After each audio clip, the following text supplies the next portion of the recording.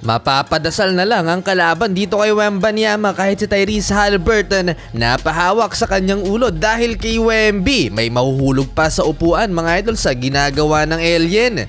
Indiana Pacers versus San Antonio Spurs, tinanggap ni Victor Wembanyama ang Rookie of the Month Award bago ang tip-off. Nung nakaraan mukhang naselyuhan na ni Victor Wembanyama ang Rookie of the Year kalaban si Chet Holmgren. Nagsimula ang opensa ng home team sa putback dunk ni Victor Wembanyama. Kinaldag din ni Miles Turner sa Wemby pero butata lang ang inabot sa alien rookie. Umabot ng 12 points ang biggest lead ng San Antonio Spurs sa first quarter. Tahimik sa Tyrese Haliburton na noong nakaraan lang mga idol na itala niya ang kanyang worst stats sa NBA with 0 point and 0-for-7 sa field in 23 minutes na playing time. 26-16 end of first quarter lamang ang San Antonio Spurs. To start the second period, eto na naman si Wemby, parang bata yung sumabay mga idol sa alien rookie.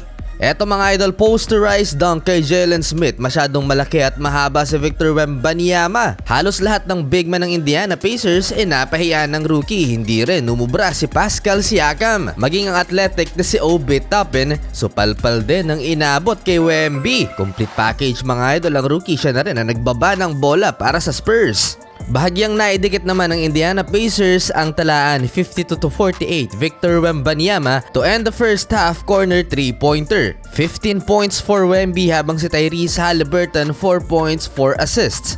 Third quarter, sa Wemby na naman na nagpasimula ng opensa para sa San Antonio Spurs at pinagsasayawan pa si Miles Turner at nakakuha ng assist mula dito sa mid-range jumper naman ni Jeremy Sochan. Another assist by Wemby, napakalupit na pasa dito sa corner para sa 3-pointer naman ni Malachi Branham na mamagana ulit ang kalamangan ng home team.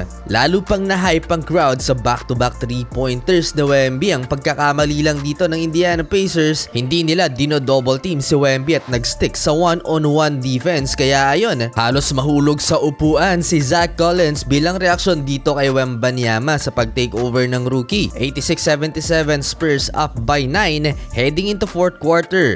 Final quarter step up din ng mga teammates ni Wemby, yun nga lang hindi gaanong mapasahan ng rookie. Kaya naman sariling kayod si Victor Wembanyama para makakuha ng puntos. Habang nasa upuan si Wemby na ibaba ng Indiana Pacers ang lamang ng San Antonio Spurs 98-94. Nang binalik sa court si Victor Wembanyama, muling nakuha ng San Antonio Spurs ang momentum and one play laban kay Pascal Siakam. Mapapadasal na lang talaga ang kalaban dito dahil unstoppable mga idol ang rookie. Ano pa ba ang hindi kayang gawin ni Victor Wembanyama na kahit si Tyrese Haliburton napahawak na lang sa kanyang ulo dahil balik sa 9 points ang hinahabol ng Pacers. Wala nang 1 minute inalabas na si Victor Wembanyama dahil 13 ang lamang ng San Antonio Spurs sa Indiana Pacers. Back-to-back wins for San Antonio, 31 points, 12 rebounds, 6 assists and 6 block shots for alien rookie.